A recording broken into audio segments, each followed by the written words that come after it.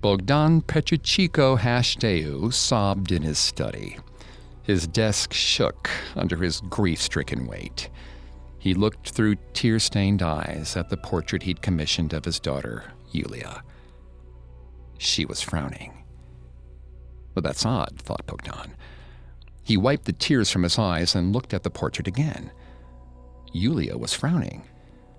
When he'd had the portrait painted, she was smiling. A nice, soft grin.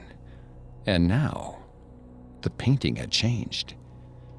He stared into Iulia's eyes, hoping to see something. A flicker of movement drew his gaze down to notice that Iulia's hand, originally folded across her lap, was now pointing? He could swear she was pointing at his quill pen, resting in his ink. As he looked closer, he noticed that the quill shook, almost imperceptibly. As Bogdan reached out, the pen's movement grew rapid, with little flecks of ink flying from the bottle. Bogdan hesitated. He looked at Iulia's portrait again. Her face was now stern. She needed him to take it. Bogdan gulped, then touched the pen. A cold hand grasped his arm, and his vision went black. He called out to Iulia, but heard only a deep, raspy breath. His spine crawled, until suddenly he was back in his study. He looked at his desk and found pages upon pages of drawings, blueprints, and floor plans, peppered with religious and occult symbols Bogdan had never seen before. A blotchy and ink-spilled drawing of a goat's head with glowing eyes hung at the center, and below the goat were big, bolded letters. Build. He glanced at Iulia's portrait. She was smiling again.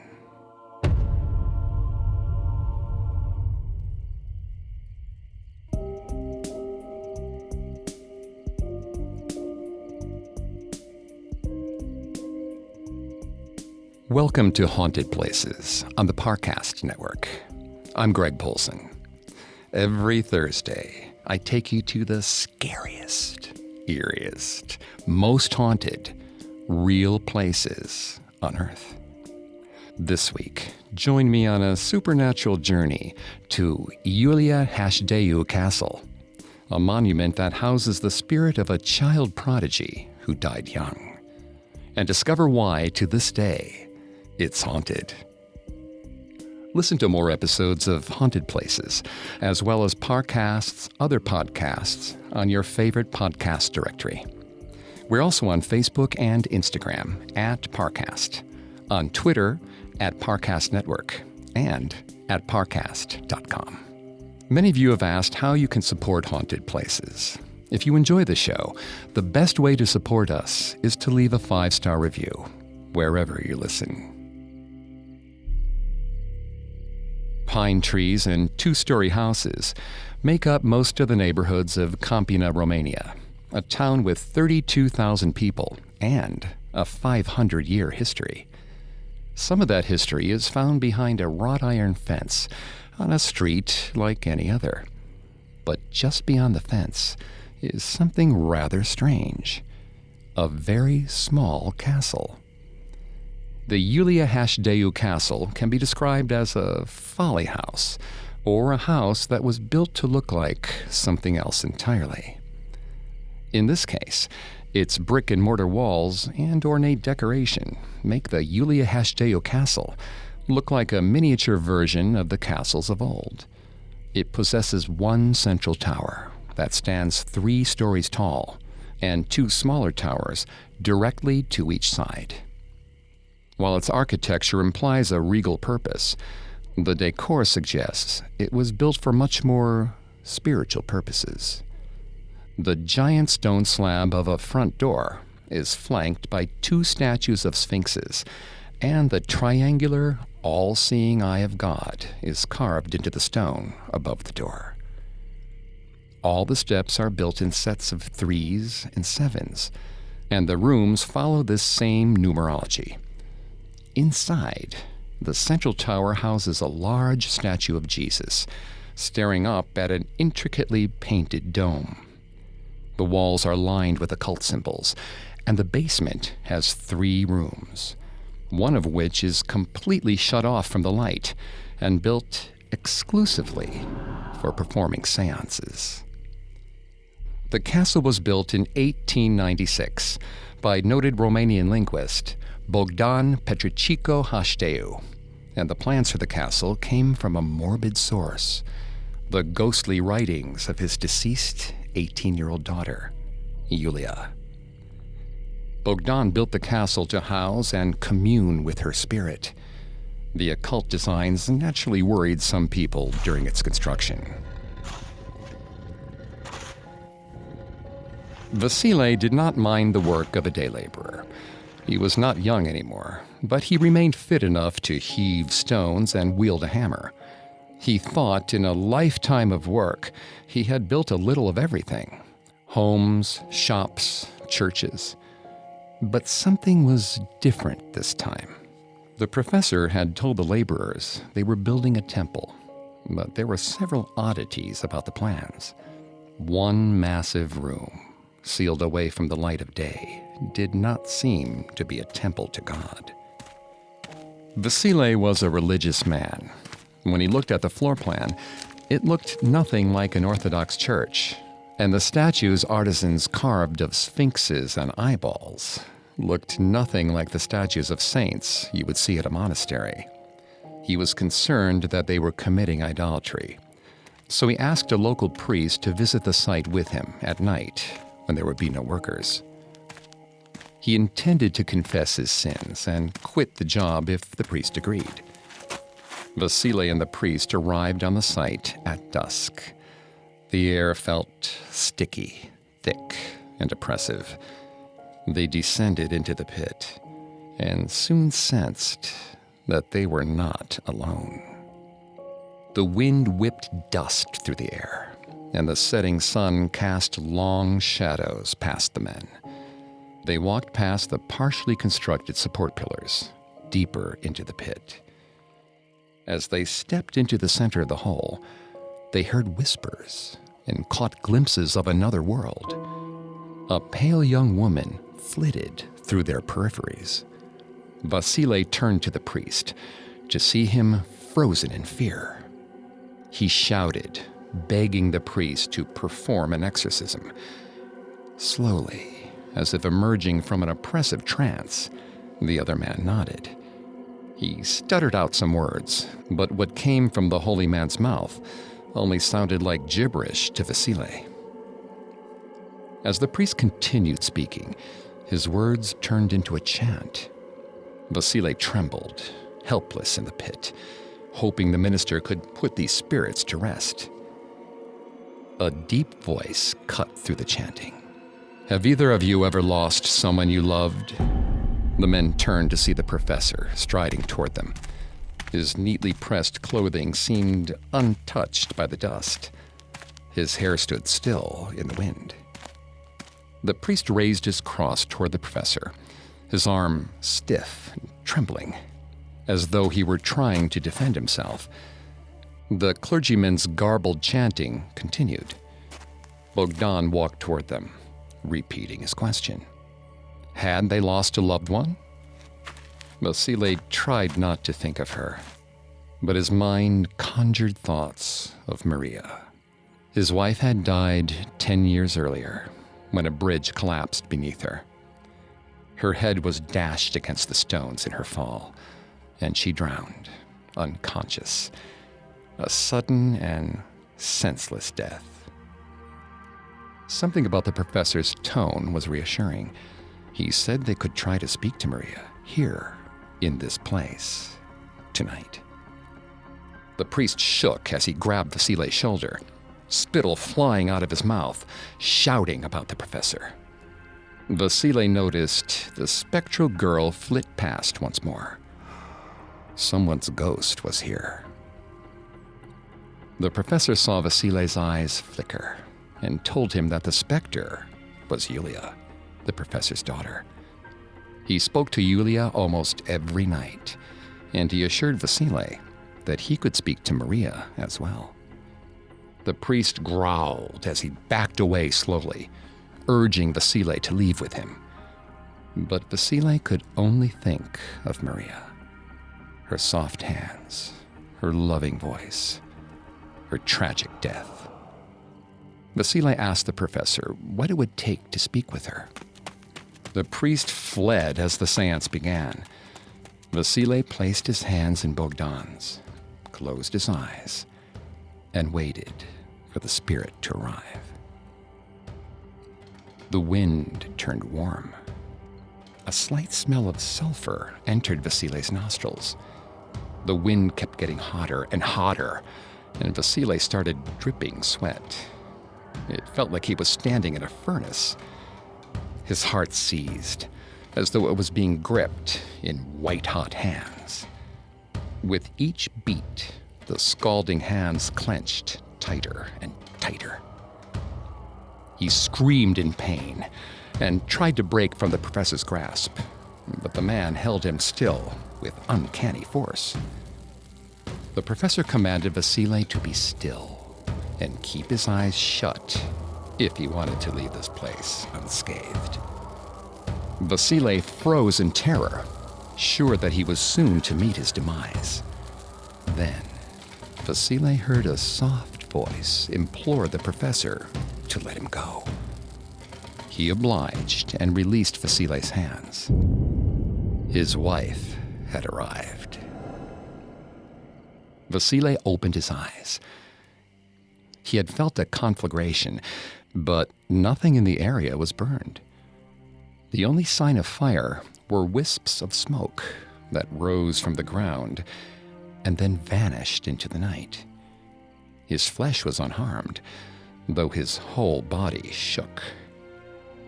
The professor reached out and placed his finger against Vasile's forehead. Vasile blinked, and Maria appeared before him. Her eyes were dry and red. Physical cracks spread along their surface. Her skin looked like ash. Flakes of it broke from her body and drifted in the air. As she turned her head, a gap in her skull came into view. Pus-filled water dripped from the hole, and as she opened her mouth, a stream of mud and muck poured out from her throat with a moan. Her voice was pained, but Vasile knew it was Maria's. She asked him, why? He stood, his own mouth agape. He didn't know what to say to her. He almost couldn't even look at her. She took a step toward him, and he backed away. Her face looked more hurt than it did before. She took another step, and Vasile turned and ran. Vasile fled the pit, mumbling Hail Marys in a desperate panic. He would never return to work again. Bogdan Petriceicu Hasdeu toiled to build the Iulia Hasdeu Castle from 1893 to 1896, claiming to have received the plans by communing with his deceased daughter, Iulia. It was intense labor, and it consumed all of Bogdan's substantial talents to complete it. He desperately hoped that completing the castle would allow him to achieve a stronger spiritual connection to the ghost of Iulia. One way or another, dead or alive, the father would ensure the daughter achieved her potential, whatever it cost him.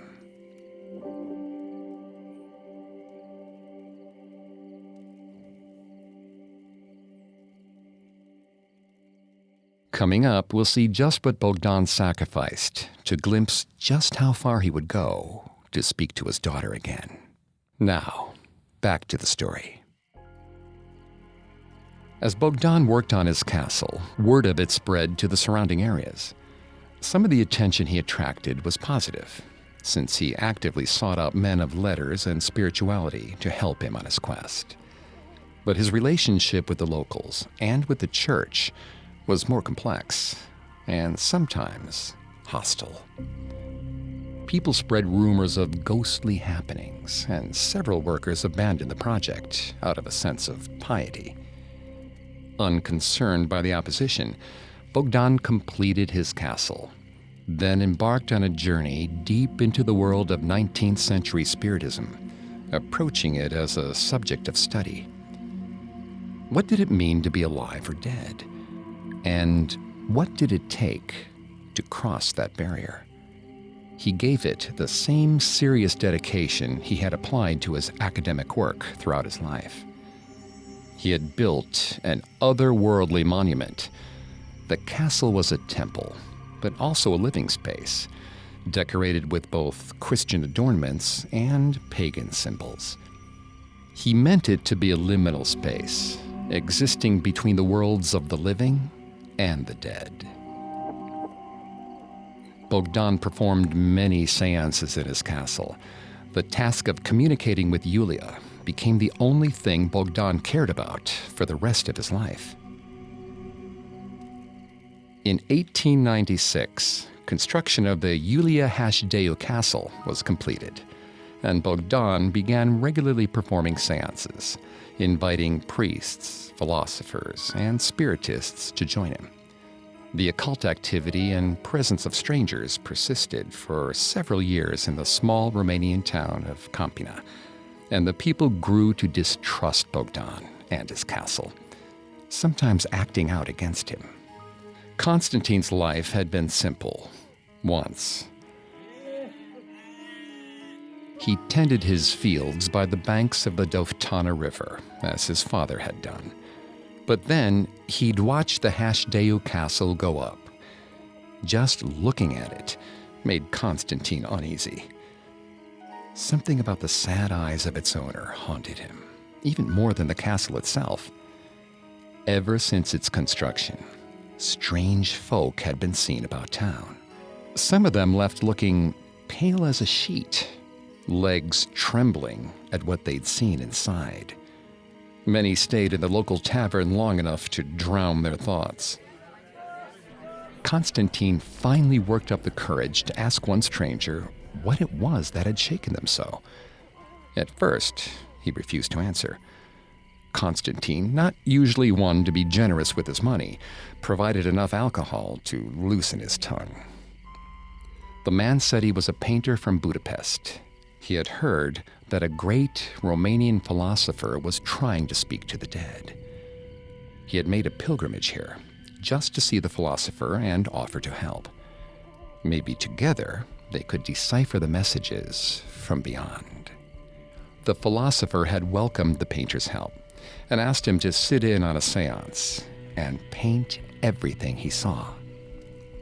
At that point in the story, the painter stopped talking, and no amount of alcohol could get him to say more. But when the painter got up to relieve himself, Constantine rifled through his traveling bag. Inside, he found a canvas, rolled up and crumpled. Its entire surface was covered in oil of the deepest black. Constantine paid the tab and rushed for the door before the painter returned. Over the following days, he examined the canvas. The more he looked into it, the less he could understand. Shapes began to form in the darkness. Wicked, evil shapes with penetrating eyes. The painting awoke in his heart a primal, desperate fear. He stuffed the painting in his pillowcase and hid it in his closet. It unsettled him, but he didn't know what to do about it, or if he should do anything at all. As he lay down to sleep, he heard a crash come from his closet. He opened the door to find his clothing in a pile on the floor, and the painting dead center on top of that pile. He glimpsed a small, ethereal hand reaching out of the inky black. He grabbed the painting and rolled it up. This thing had come from the castle. Whatever was happening there had to end. Constantine showed the painting to as many townsfolk as he could, decrying its evil powers, insisting He had seen it call a spirit from hell. He stirred the townsfolk into a collective terror and asked them if they wanted the dead to enter the land of the living. They took to the streets with torches and stood at the gates of the castle. The philosopher with sad eyes watched from inside the gates, his arms relaxed at his sides, unafraid. He asked Constantine what the gathered crowd wanted. Constantine replied that the philosopher's dark deeds, whatever they may be, must come to a stop. The sad-eyed man replied calmly that his work was conducted by the greatest minds of the age, all in the spirit of human inquiry. But Constantine had whipped the mob into a frenzy. Words were useless here. But rain. Rain was always useful to a farmer like Constantine. It was a sign that God was listening, that he wanted the fires in the hearts and hands of the townspeople extinguished. The skies erupted. Rain doused the torches. The people went home. The sad-eyed man watched as Constantine's crowd dispersed, fleeing the rain. It was over. But Constantine still needed answers. He threw his wet torch onto the stone steps and demanded, again, that the philosopher cease his evils. The sad-eyed man walked slowly toward him and opened the gate. He invited Constantine inside. Constantine found himself unable to decline. He blinked and found himself inside the dreaded castle. His host stoked a fire to dry out their wet coats. The philosopher, known to him now as Bogdan, seemed like a kind man, if strange and haunted. His anger was gone, replaced by a desire to understand. As if reading his mind, Bogdan asked if Constantine would like to know why the castle had been built. Constantine's reply got caught in his throat, but he nodded. In the seance room, Bogdan gave Constantine paper and a pen, instructing him to hold them and close his eyes, to only open them after his hand had written something. Constantine closed his eyes as he was told. The light against his eyelids began to fade. It was getting darker in the room. Sounds swirled around him. Whispers, moans, and otherworldly wails, the likes of which he had never heard before. It took all his willpower, but he forced his eyes to stay shut. He felt his hand writing on the paper. Panic seized him, and he yanked his hand away. His heart pounded in his throat, but he kept his eyes closed, as he was told. He felt a stranger's hand close around his wrist, one finger at a time. The skin was soft and warm, and the small fingers did not reach all the way around his wrist. This was not Bogdan's hand. The small hand forced Constantine's arm back, wrenching it so suddenly that he stabbed a hole in the paper. He yelped with surprise, but tried not to resist. Somehow, he kept his eyes shut. Seemingly pacified, the spirit's hand unclenched from around his wrist. His hand resumed writing as it had done before. When it was finished, he opened his eyes. He was immediately confronted with a sense of dizzying vertigo. There was nothing beneath him, and all around him was darkness.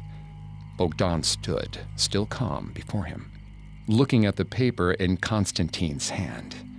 Constantine read it. "Why have you come here? You are not ready to understand," it said, written in a woman's handwriting. His hair stood on end, as it had when he looked at that painting. Bogdan pointed at the paper, indicating that Constantine should respond. In his own handwriting, Constantine replied that he was there to try to understand, as best he could. He closed his eyes again and felt his hand wrench as the pen started writing again, guided by someone unseen. But she wasn't unseen, was she? In this strange place, she was everywhere. She was everything. She was in the stones, the chair, the man beside him, in the pen, in the paper, in Constantine. His heart leapt at that moment, a great pain skyrocketing through his dominant arm. He gasped hungrily for air, but couldn't seem to take anything in. And then it changed. His hand wasn't his hand. The pain wasn't his pain. Though his eyes were closed, Constantine understood. This was Iulia's body. He was inhabiting her in the moment of her death, as she inhabited everything in this strange place. He didn't panic as Iulia's breath ceased in his throat. He waited, watched, for what would come next, for what she had to teach him. And what he saw next, through Iulia's eyes, was almost too beautiful to bear. He was back in the room. Everything was back to normal. He felt like he had spent hours dying in Iulia's body, but he knew that only a few seconds had passed. Constantine saw that he had balled up the paper inside his fist. He could not bring himself to look at it. Bogdan gently took his hand and coaxed the paper out of it. He unrolled it carefully, trying not to crease it. Constantine could not even look at Bogdan as Bogdan read it aloud. You must never forget. To those who did not understand Iulia, the castle was a symbol of danger and fear. They wondered if Bogdan's ultimate goal was to merge the two realms and open the doors to the dead. They worried what would happen should Bogdan succeed. By 1907, Bogdan was tired. He had been working in the castle now for more than 10 years, trying to reach beyond the veil to his beloved daughter. He had moments of success and long spells of failure that humbled and drained him. It was becoming clear that a single lifetime was not long enough to get all the answers. Every man has his breaking point. Bogdan shuffled into the seance room. The movement caused him physical pain, but he suffered through it. It was time for one last session. This one would not be attended by great thinkers or poets or conducted for an audience. This was just for him. In the room, surrounded by darkness, he waited, ready with his pen. He closed his eyes. Iulia was so close. He could almost hear her soprano voice, singing cantos of her own composition, new cantos she had written in death. Her voice itched at the back of his mind, getting louder and louder until it drowned out everything else. Bogdan's heart stopped.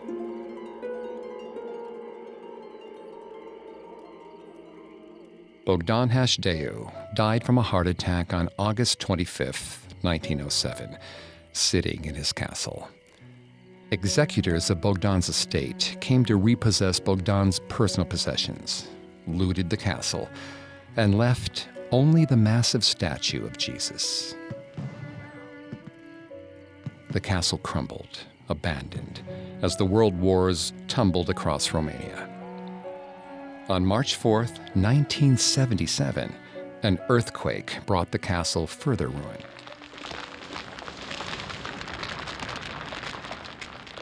After decades passed, the people of Romania were able to view the castle in a less sinister light.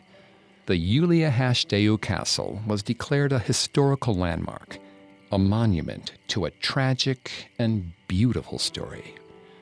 The people who lived in its shadow gathered together to rebuild it. The stolen artifacts were restored, the ceiling repainted, the facade fixed. In 1995, it was opened for tours, although restoration work goes on to this day. But no matter what happens to the building itself, the ghosts remain.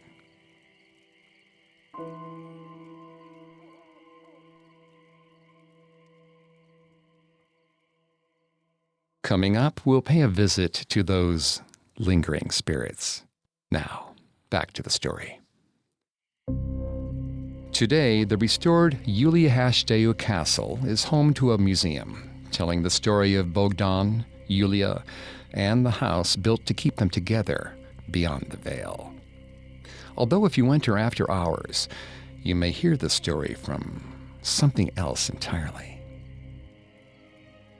Mariana had taken the tour several times before. Her sister Elena was a tour guide after all. She knew that every staircase had only 7 steps. She knew there were 3 towers and 3 underground rooms for varying spiritist rituals. She knew the building was built in this way because Iulia considered 3 and 7 her magical numbers. But Mariana sensed that there was something more to the stories than the museum implied.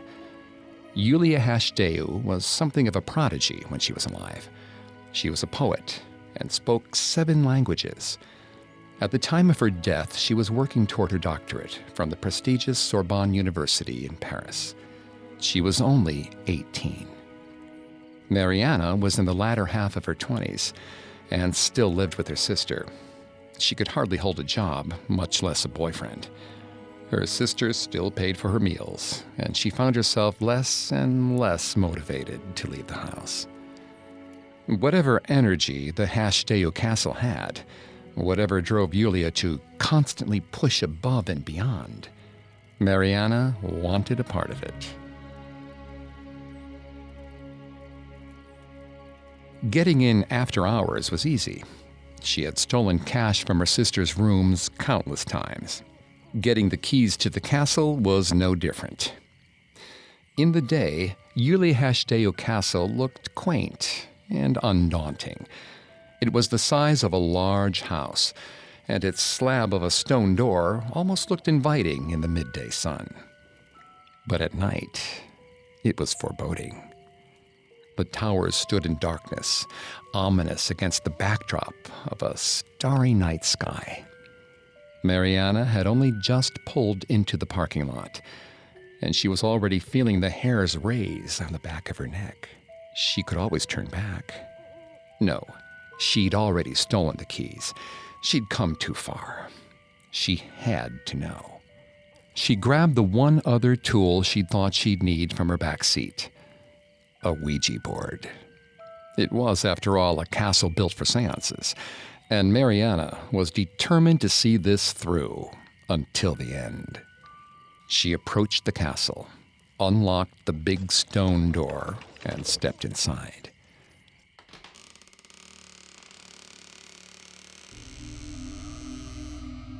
A short entranceway opened up to the tallest tower, a room with a 3-story ceiling, and a massive statue of Jesus standing with his hands upraised and eyes looking to the sky. She quickly unlocked the door to the basement and pulled it open. She knew the staircase only went down 7 steps, but she couldn't see past the first. A deep darkness seemed to ooze from the depths, much darker than she'd expected. She pulled out her Ouija board, sat cross-legged on the cold stone floor, and placed her hands on the planchette. She closed her eyes and called out to the spirits in the room. Mariana's hands began to move. There was something there with her.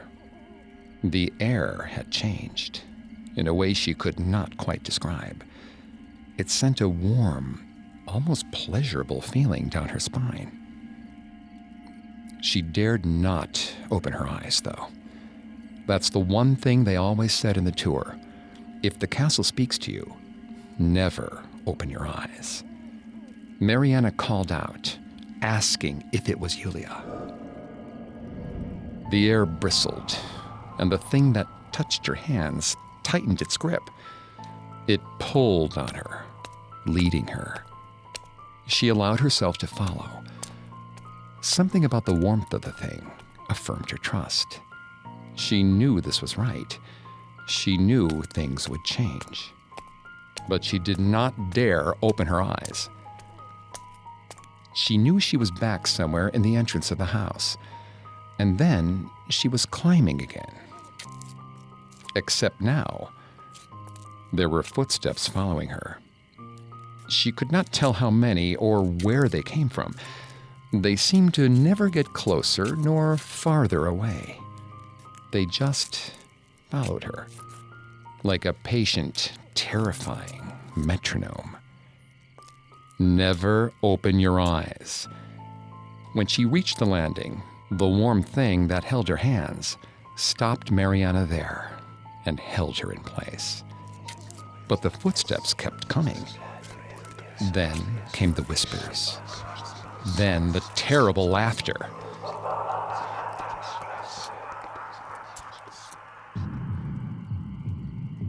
They were getting closer, the things on the stairs. Everything felt louder and louder, a cacophony of taunting noise, scaring her, tempting her. But still, the warm thing held her. It almost seemed to grip tighter. Mariana shivered and tried to hold her eyes shut tight. But now she knew she needed to run, and she dared to crack one eye open. A glimmer of white was in front of her, but just as soon as she saw it, it vanished, and a daisy drifted to the floor. There was nothing on the stairs, nothing in the room with her at all. But then she saw the statue of Jesus. His head was turned 90 degrees, looking directly at where she stood on the balcony. Tears started to stream down Mariana's eyes. She wished she had not come here. The warm thing that led her turned hot. It made her feel almost sick. Now, its pull was demanding and not an offer. She found herself bending over and picking up the daisy. She brought it forward toward the statue, whose expression remained the same, but with a pivoted head looked entirely frightening.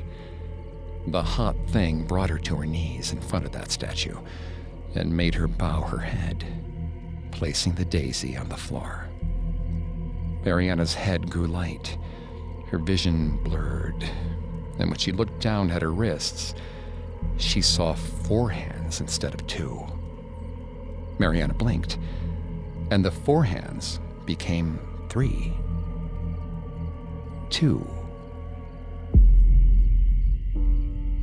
Elena woke up the next morning to find her younger sister Mariana reading at the breakfast table. Odd. Her sister almost always slept in late. They had one of their usual conversations about this or that, and Elena made herself a bagel. She sat down next to Mariana and looked at the book she was reading. It was old. For some reason, it looked very familiar to Elena. Yet the words, they were in French. Mariana couldn't read French. Could she?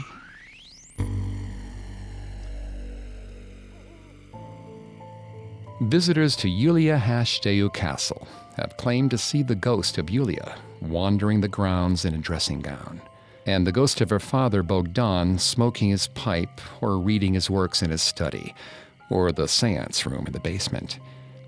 Some even claim to have seen the large statue of Jesus slightly move, although the presence of Jesus conflicts with some people's suspicion that the castle was built to worship the devil.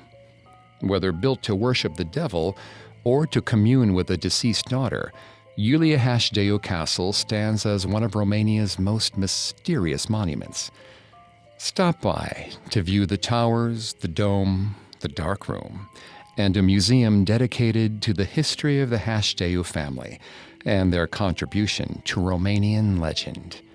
Perhaps, if you're lucky, you could even commune with Iulia herself.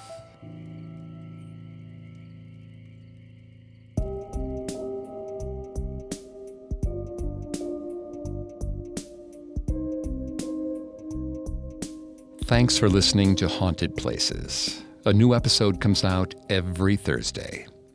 Listen to all of Parcast's podcasts on Apple Podcasts, Spotify, Stitcher, Google Play, CastBox, TuneIn, or your favorite podcast directory. Many of you have asked how to help the show. And if you enjoy Haunted Places, the best way to help us is to leave a 5-star review wherever you listen. We'll see you next week. Haunted Places was created by Max Cutler. It is a production of Cutler Media and is part of the Parcast network. It is produced by Max and Ron Cutler. Sound design by Kenny Hobbs, with production assistance by Ron Shapiro and Paul Mahler. Additional production assistance by Maggie Admire and Carly Madden. Haunted Places is written by Tom R. Pike. I'm Greg Polson.